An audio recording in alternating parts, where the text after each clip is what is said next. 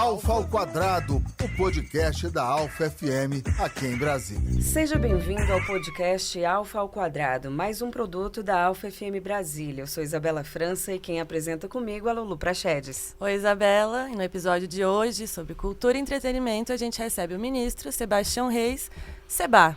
Seja bem-vindo, Seba. Muito obrigado, é um prazer estar aqui com vocês. Bom, a gente convidou o Sebastião Reis porque ele vai lançar um livro em breve chamado Translúcida. É um tema que a gente vai discorrer ao longo desse papo. E vamos, então, à primeira pergunta, porque assim como você que está nos escutando, nós também queremos muito saber qual é a proposta do livro, qual é a ideia que ele quer passar. Então, enfim. Sebastião, essa ideia de você ocupar uma posição de autoridade, juiz que emite sentenças, ter dever de conhecer o lugar para onde os sentenciados vão, que é um ponto que você aborda no seu livro. Qual é a importância disso e por que a escolha de explorar esse nicho trans? Bom, há uns 5, 6 anos atrás, eu fui convidado por uma instituição de São Paulo, o IDDD, que é o Instituto de Defesa do Direito de Defesa, a visitar o presídio, o Pinheiros 2, em São Paulo, e ter uma conversa com presas transexuais.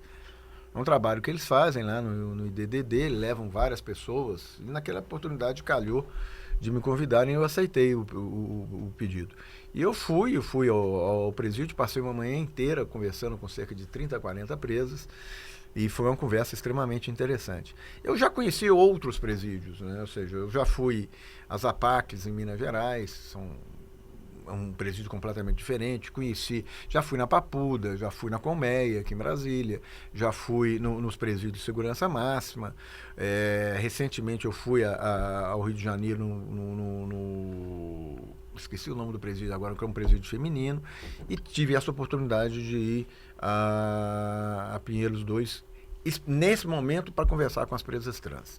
E aquilo ficou na minha cabeça, ou seja, eu fui, conversei com elas, eu acho que foi uma conversa muito boa, me deu uma visão, porque eu acho eu reclamo muito de que juízes que julgam, que atuam na área do crime, muitos deles não conhecem um presídio, eles não sabem o destino que eles estão dando às pessoas. É muito fácil falar, você joga um presídio.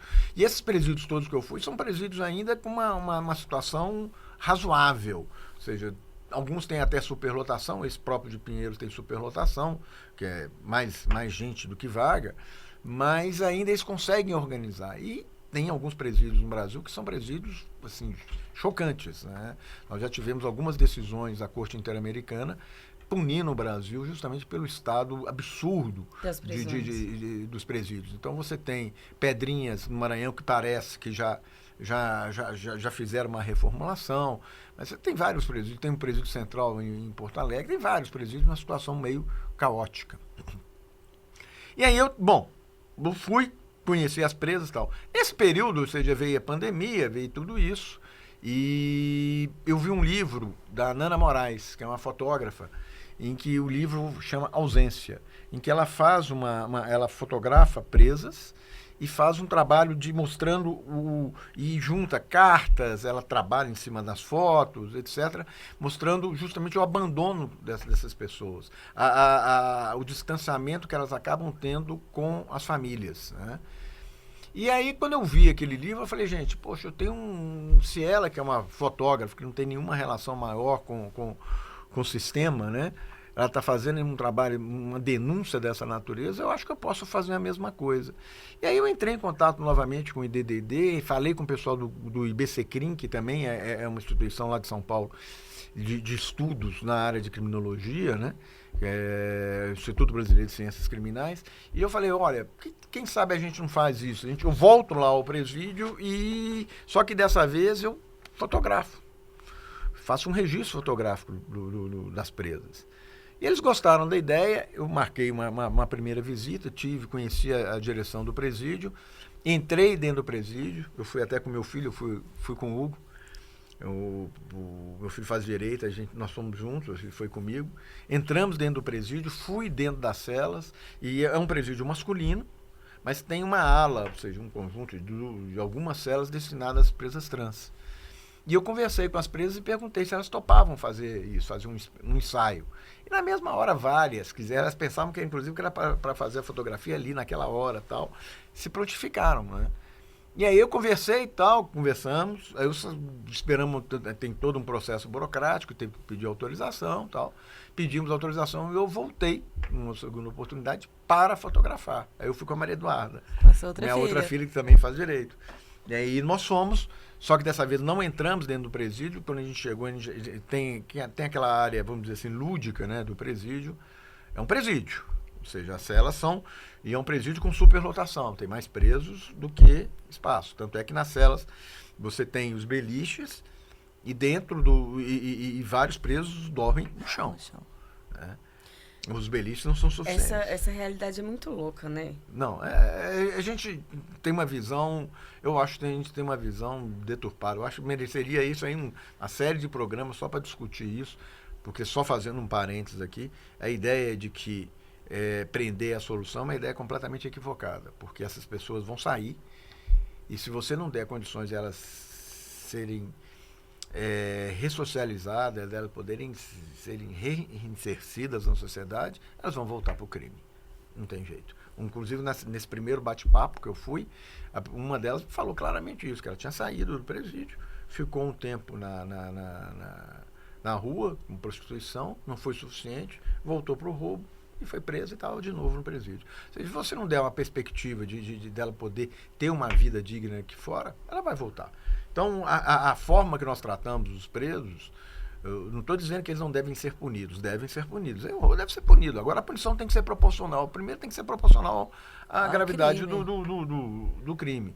Você pegar um rapaz uma pessoa que foi pega com 15 gramas de cocaína, 20 gramas, 300 gramas de maconha, jogar e deixar 5, 6 anos preso, isso é uma loucura, né? Ou seja, é um negócio que não tem razão. Você está acabando com a vida dessa pessoa e jogando ela realmente para o crime, e talvez para um crime mais pesado.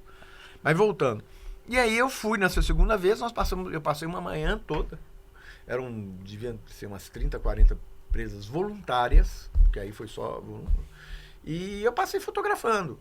E fotografando, algumas fotos são pousadas e outras fotos são naturais. Ou seja, naquela conversa tal, eu ficava andando com a máquina, as pessoas às vezes nem viam direito, eu estava fotografando.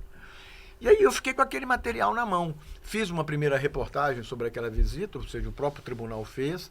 Teve um site, que é o Migalhas, que é um site jurídico, fez também. Eu falei, bom, já é um primeiro passo. Mas aí eu comecei, depois pensando no livro da Nana, eu falei, bom, eu acho que eu preciso fazer uma coisa maior. E aí eu tive a seguinte ideia, dessas fotos, eu tirei mais 1.500 fotos. 1.500 em um dia? Porque então, no digital você vai... Você vai pegar o sorriso certo. Você vai tirando, tem a grande maioria você não usa e tal. Mas eu tinha selecionado, acho umas 200 e poucas fotos. E depois dessas 200 e poucas fotos, eu selecionei umas 50 e poucas fotos. E fui escolhendo pessoas que poderiam falar sobre o tema. Eu quis fazer uma coisa fora do padrão. Livros jurídicos saem todo dia, toda hora, essas coletâneas, né? E aí mas eu queria fazer uma coisa fora do padrão. Então eu comecei a procurar pessoas, não só do direito, mas pessoas com uma visão, vamos dizer assim, diferenciada, né? Eu peguei a Débora Duprá, que foi procurador-geral da República, a Andréa Pachá, que é uma desembargadora do Rio, o Roger Halper, que é um desembargador do Rio Grande do Sul, ou seja, pessoas que tinham uma visão mais humana sobre esse assunto, não aquela visão técnica, formal. Que é exatamente essa idea que você vai passar, exatamente. Né? E peguei pessoas assim, tem um depoimento de uma avó, de uma trans contra a transição, sabe? De pessoas trans também. Tem várias pessoas trans falando, a deputada Érica Ailton está falando. Sim. Ou seja, tem várias pessoas trans que estão falando no livro, contando experiências pessoais. Né?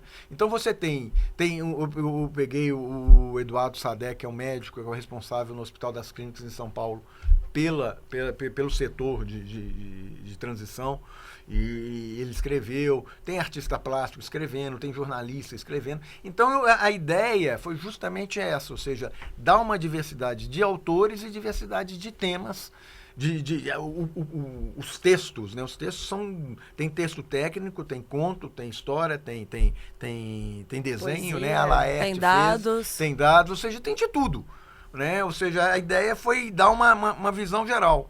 Eu sinto que é um livro de histórias e de história. É. Essa sensação que eu tive, assim, que vem conteúdo, vem dados, mas vem a humanidade, assim. E acho importante você falou, né, que tem espaço para pessoas trans ali o tempo inteiro, porque pode causar um estranhamento. Falar, nossa, mas é um homem cis escrevendo sobre mulheres trans? E não foi isso. A partir da primeira página, a gente já viu que você deu luz, na verdade, a essas pessoas, porque sempre às margens da sociedade.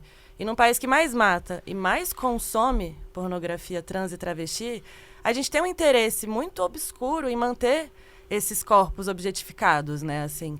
Então, eu acho que quando você traz à luz com humanidade, as pessoas têm família, elas têm uma história, elas não queriam estar ali por diversas vezes. Elas, né, foram conduzidas porque não tem emprego.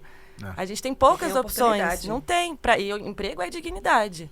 Então, quando você traz à luz com humanidade, você incomoda num sentido muito positivo. Tomara que várias pessoas incomodem dessa forma, porque você tira do objeto. Que é o interesse dessas pessoas é manter no objeto, porque se tem emprego dentro da prostituição, dentro da pornografia, é porque eles querem que esteja nesse lugar, né? Porque tem muitas pessoas que consomem. Consomem. E quando você dá a luz de forma digna, você atrapalha esse movimento, assim. Você dá mais oportunidade. No livro eu me emocionei diversas vezes, assim.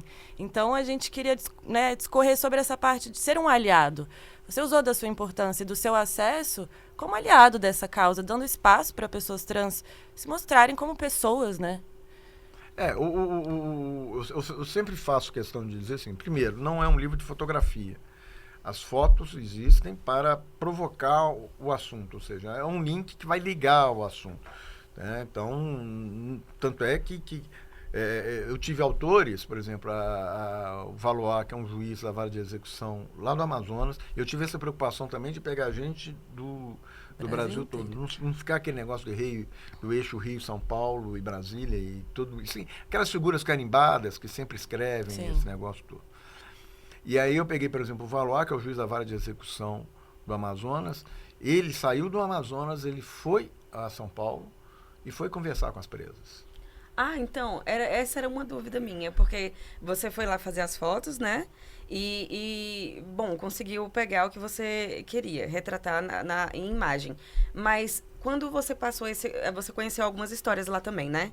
Quando você passou esse conteúdo, você que passou esse conteúdo para outras pessoas escreverem ou elas foram lá também? Não, eu passei as fotos. E aí cada um... Então, por exemplo, o Valois saiu do Amazonas, a Simone Schreiber, que é uma desembargadora do Rio, ela também saiu, ela foi conversar. Então você percebe, por exemplo, nesses dois textos, se você for ler, vai ver que eles fazem referência dessas conversas. Agora, a grande maioria das pessoas falou escreveu teve gente que escreveu conto, teve gente que fez poesia, tudo, mas usando mais a foto como provocador disso. Porque é muito difícil você se deslocar e ir lá, até porque tem uma burocracia para ir. Ou seja, o Valois foi porque é um juiz, ou seja, a Simone foi porque é uma desembargadora, ou seja, tem um status que permite esse acesso. Né? Agora, os outros não. Então você tem pessoas normais ali escrevendo que não tem essa disponibilidade. E como tem muitas pessoas que escreveram experiências suas, né? Então eu acho que isso entra no diferencial. A ideia é essa. A ideia é provocar. Eu tenho uma das pessoas que escreveu, a Catarina Suliman. Ela é uma artista plástica lá de São Paulo. E ela ficou com muito medo de escrever, com muito medo de não ser compreendida no que ela estava dizendo. Né? Mas aí eu coloquei para ela, falei assim, Catarina, um livro não vai apresentar soluções, não vai apresentar, vamos dizer assim, conceitos definidos, certos. Isso aqui é para provocar o debate, é para provocar o assunto. Ninguém é dono da verdade. Sim. Ninguém é absoluto nisso aqui. O que eu acho só que nós precisamos falar sobre o assunto.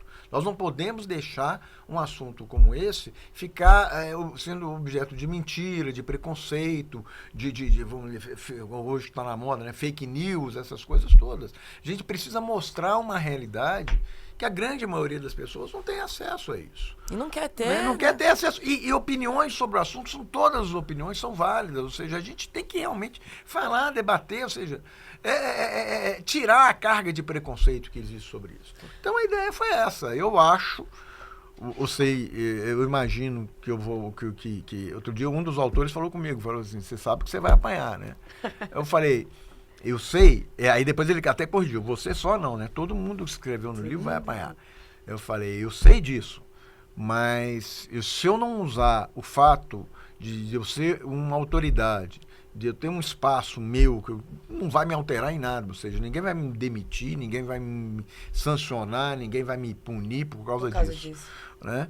E colocar esse assunto para debate, eu acho que quem é que vai poder fazer isso? Né? Eu acho que esse que é seu aliado, que é um pouco, ou seja, eu não eu sei que o livro vai ter uma repercussão, por exemplo, que eu falo, a Nana Moraes fez esse livro de fotografias presas, teve uma repercussão, mas uma repercussão pequena, ela é uma fotógrafa, o livro é extraordinário, o livro é maravilhoso. Eu pesquisei que eu vi a referência. O livro é maravilhoso, ou seja, é uma delicadeza extraordinária. E ela é uma baita fotógrafa. Ela está fazendo uma trilogia e ela fez um primeiro livro chamado Sobre Prostituto, sobre a prostituição. Fez esse e agora a gente está negociando fazer um workshop com as presas no Rio de Janeiro.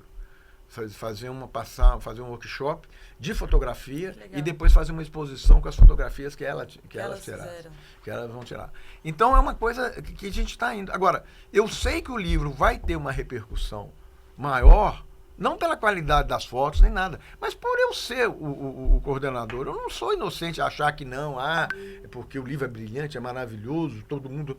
Não, existe uma carga disso, o fato de eu ser uma autoridade, de ser um juiz que saiu do gabinete, fui a um presídio, fotografei não só o preso, mas a presa transexual, e estou dando espaço para esse debate, para essa discussão. Eu sei que isso vai criar um impacto maior, eu sei disso, não tem a menor tomara dúvida disso, que crie. Né? Eu acho que a ideia é essa. Tomara que faça muito burburinho. E a ideia é que esse vai ser, na verdade, o primeiro de vários. Porque... depois a gente pode, num outro momento, você falou que gosta. Tem as APACs são uns presídios diferenciados. E são presídios menores e que eles são geridos pelos próprios presos. É uma coisa sensacional. O índice de reincidência na APAC feminina não chega a 2%. E na APAC masculina não chega a 15%. O custo de manutenção é metade de um custo de um presídio normal. Os presos não usam uniforme, eles usam crachá com nome próprio, não tem arma dentro do presídio.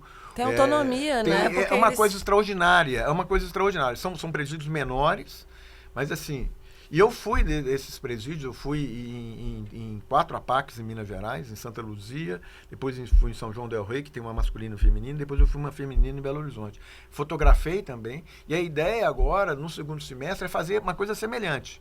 É pegar as fotos, só que focada nas APACs, mostrar que existe um caminho, existe uma possível solução, uma forma de você tratar de forma humana também, as pessoas... Né? E ter um retorno. Sim. Por exemplo, na APAC São João del Rio, eu conheci um rapaz que tinha sido condenado por homicídio e que, na verdade, que hoje ele é simplesmente, ele é mestre em educação pela USP em São Paulo. Caramba. E trabalha hoje nas APACs de forma voluntária. Não, mas isso é super interessante, ô Sebastião, porque, na verdade, só quem pode dizer sobre a realidade das pessoas são as próprias. É verdade. Porque são elas que vivem. Agora, um ponto que eu queria pegar com você. É nítido que, para escolher esse tema do livro Translúcida, você precisa ter uma certa empatia, porque são histórias muito reais e, por vezes, tristes, né?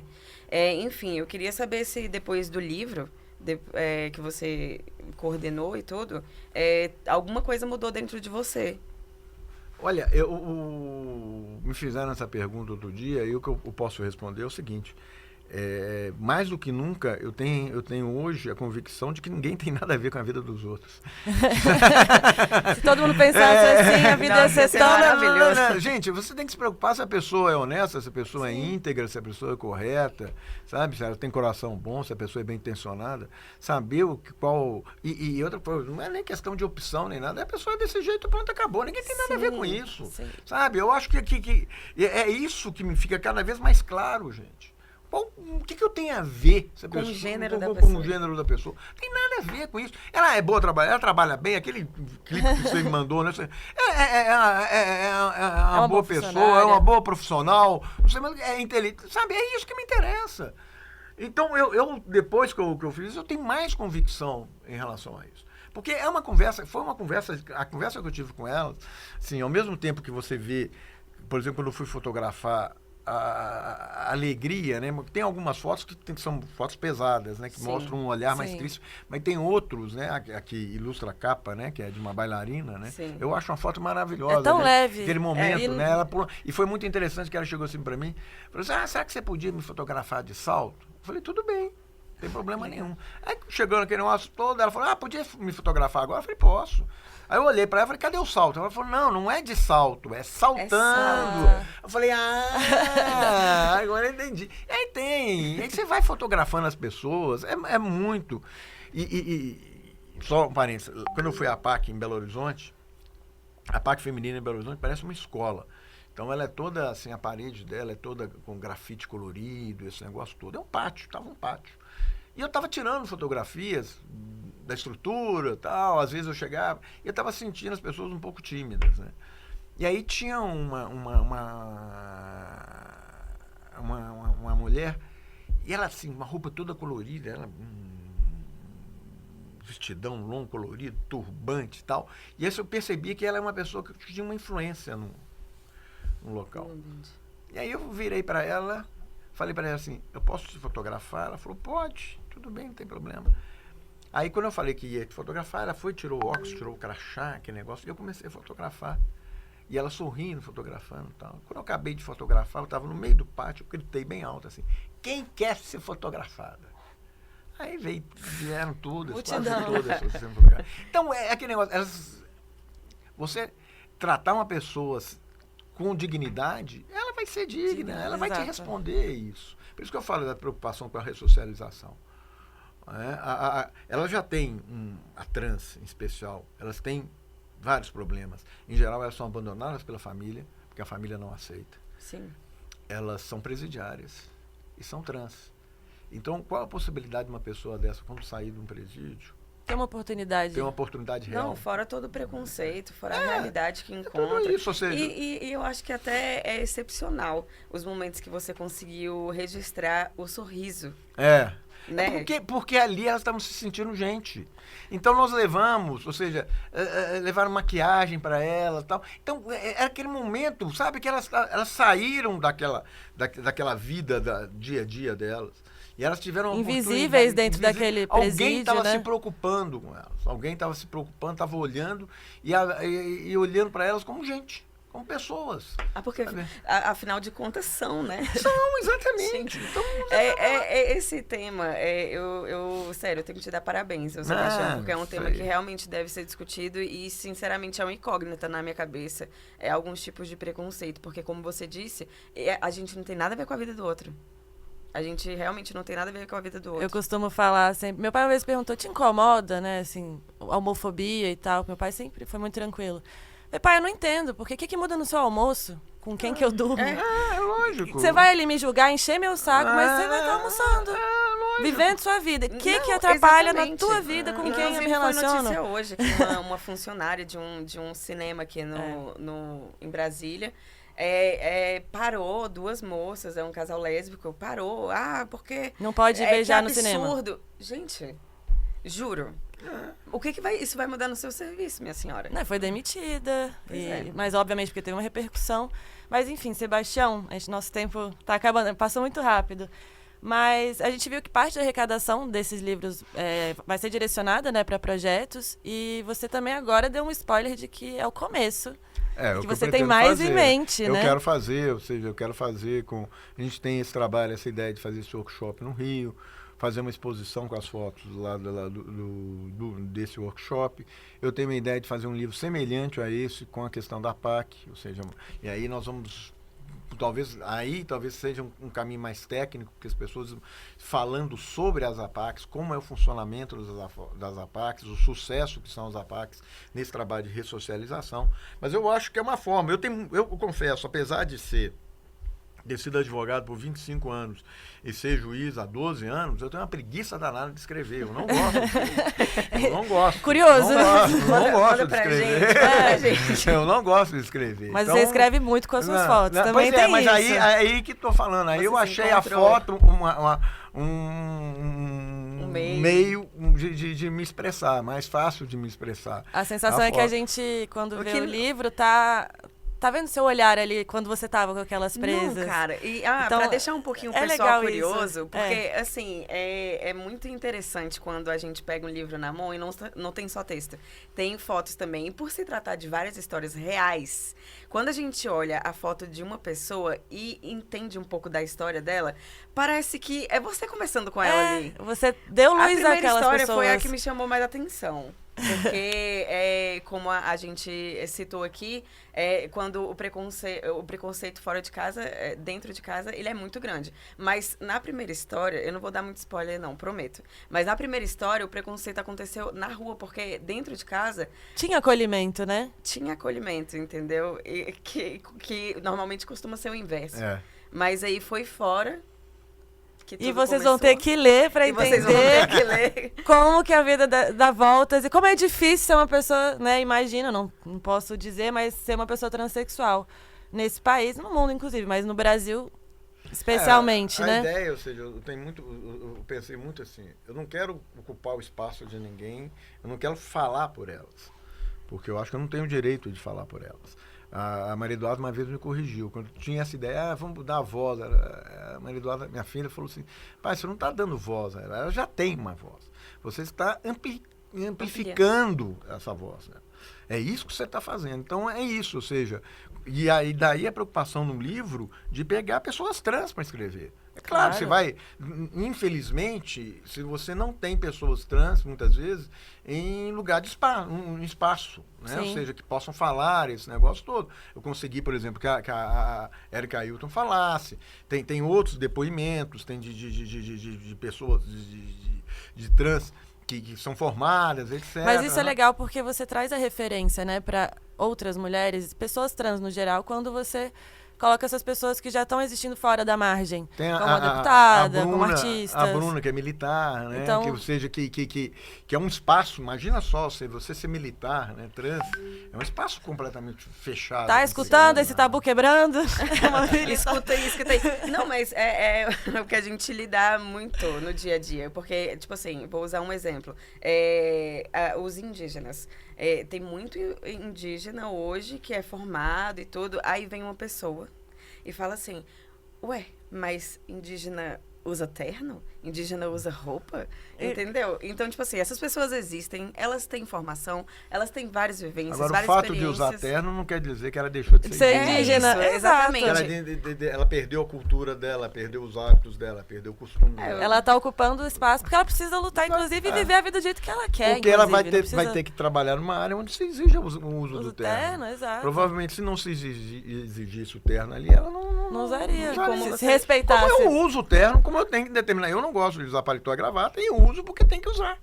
Exato. Como você mesmo falou, tem uma militar no livro também, então ela ganhou aquele espaço pela capacidade dela, mas isso não tira o fato de que ela é trans também. Se você for ver, ou seja, tem a Sara que escreveu, você veja o currículo dela pra você ver como é que é uma coisa impressionante. Eu sou curiosa, eu fiquei pesquisando todo mundo que estava escrevendo. Impressionante o currículo. A bio dela de coisas que ela é. É uma coisa impressionante. Gente, ou né? seja, são pessoas extremamente preparadas. É isso que eu estou falando. Eu tenho que saber se ela tem capacidade. E ela tem capacidade. E o resto não interessa, gente. Não vai mudar o seu almoço, né, Seba? São extremamente preparadas. Não vai, são pessoas extremamente preparadas. Ou seja, tecnicamente preparadas. Aqui, tem um trecho que eu vi naquele vídeo que você me passou hoje, e que fala que às vezes essas pessoas, pelo preconceito, elas têm necessidade de, muitas vezes, de se superarem, né? Para poder enfrentar, provar alguma coisa a mais. seja, para compensar o preconceito, elas têm muitas vezes a necessidade de ser melhores do que os outros. É o caso, ou seja, a gente sempre fala que a mulher, às vezes, tem que ser muito melhor do que o homem para poder se impor. Fazendo a mesma Agora, função, imagina uma pessoa trans, ou seja, ela tem que ser muito melhor que o homem, que a mulher, para poder ocupar aquele espaço. Né? Realmente. Seba, olha, realmente a gente tá com o tempo muito apertado, mas eu queria saber só uma coisinha. Você encontrou algo em comum nas experiências que você teve contato, nas histórias que você ouviu com essas pessoas trans? É o preconceito. O preconceito e o abandono. Tá? Ou seja, uma coisa está casada com a outra, né? Principalmente, por exemplo, lá em São Paulo, a gente conversando, era o abandono familiar. O fato das pessoas estarem desassistidas, né? Sozinha. A solidão, né? Eu senti muito isso. E é uma coisa muito complicada. Por exemplo, em Minas, eles quiseram fazer um presídio só para pessoas trans. Eles acharam que a solução... Porque é muito complicado hoje. Você tem decisões judiciais, inclusive, que garantem as presas, as pessoas, as trans, irem para presídios femininos, tudo. Mas é tudo muito complicado, né? Porque você tem que... A gente viu que até entre as presas mulheres cis tem um problema ali. Tudo, ou seja, é uma coisa muito, muito delicada, tudo muito complicado. E em Minas eles resolveram fazer um presídio só de pessoas trans. Mas, ou seja, um presídio. Então, Minas é um estado gigantesco, ou seja, você colocou num presídio, numa determinada cidade, as pessoas trans. Resultado, o índice de suicídio é altíssimo. Uma solidão gigante também. Uma solidão, porque cria uma dificuldade aquelas que ainda têm um apoio externo de terem esse apoio. Como a gente falou sobre empatia, eu acho que é muito importante a gente olhar para outras pessoas se colocando no lugar delas. Uhum. Eu imagino, eu consigo imaginar, mas bem lá no fundo. Entendeu? O que seja a vida de uma pessoa transexual num presídio que sofreu abandono, que não tem oportunidade, que tá sozinha. Sério. Eu acho que o que fica aqui de dever de casa para todo mundo que está escutando e que vai ler o seu livro é que a gente precisa fazer a mudança dentro da nossa casa. Quando você fala que levou o Hugo, a Maria Eduarda, não são pessoas trans. Na sua casa, né, não tem uma pessoa trans.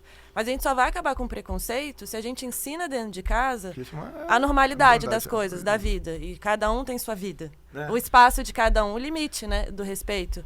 Então, eu acho que esse é o dever de casa, assim, ensine dentro da sua casa, ensine os seus filhos, os seus pais. A gente tem esse poder hoje a respeitar, porque aí o mundo vai ficar, com certeza, muito mais leve. Você tem a oportunidade de contratar uma pessoa, se tem uma empresa, dê voz, dê espaço para uma pessoa trans. E a gente tem acesso à informação justamente para isso. Se alguém não tem acesso à informação, a gente que tem acesso, a gente tem que fazer esse papel. Essa obrigação. E muito obrigada, viu, Sebastião, porque realmente, assim como você realmente é um exemplo. Assim como você, a gente também pode pegar isso pra gente. Tem muita gente fazendo isso. Não, claro, mas eu acho que a gente precisa de mais, né?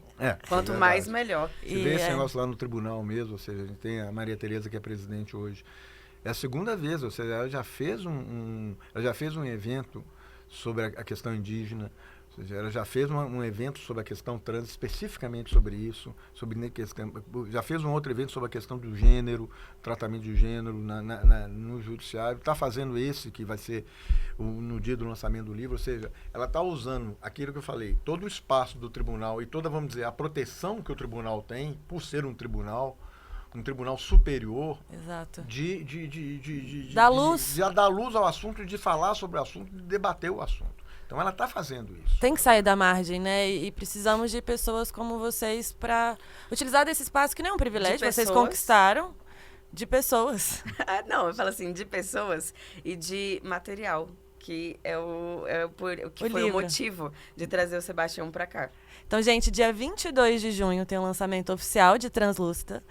Eu tive esse privilégio de já ler este livro maravilhoso. Eu também. Chorei igual, sem nem dizer. A Luísa me mandou foto chorando na primeira página. Depois eu edito com vídeo e ponho pra vocês a foto maravilhosa, bem dramática. Bom, é isso, pessoal. Muito obrigada mais uma vez, Sebastião, por aceitar o nosso convite. E é isso.